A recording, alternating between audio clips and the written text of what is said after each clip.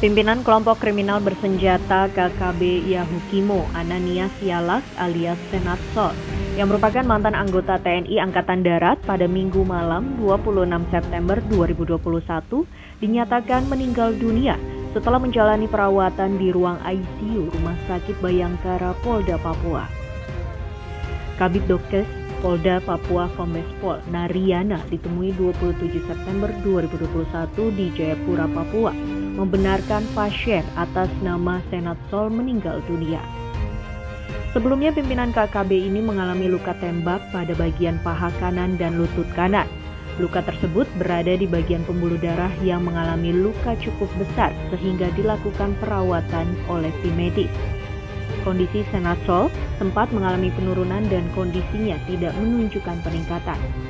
Senatsol dinyatakan meninggal dunia sekitar pukul 22:50 waktu Indonesia Timur. Kita selalu intens untuk memperhatikan perkembangan sakitnya. Ternyata kondisinya itu semakin memburuk.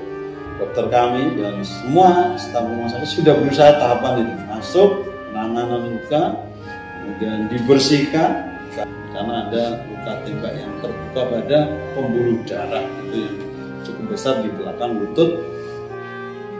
Sebelumnya Ananias Yalak alias Senatsol ditangkap Satuan Tugas Operasi Memang Kawi Kamis 2 September lalu. Ia merupakan pimpinan KKB yang terlibat di sejumlah aksi teror berdarah di DKI ibu kota Kabupaten Yahukimo, Papua. Senat juga terlibat pembakaran ATM Bank BRI pada 2019. Pembunuhan terhadap staf Komisi Pemilihan Umum atau KPU atas nama Henry Yovinski dan pembunuhan terhadap warga sipil bernama Muhammad Toyib. Dari Jayapura, Papua, Laksa Mahendra, Kantor Berita Antara, Muarta.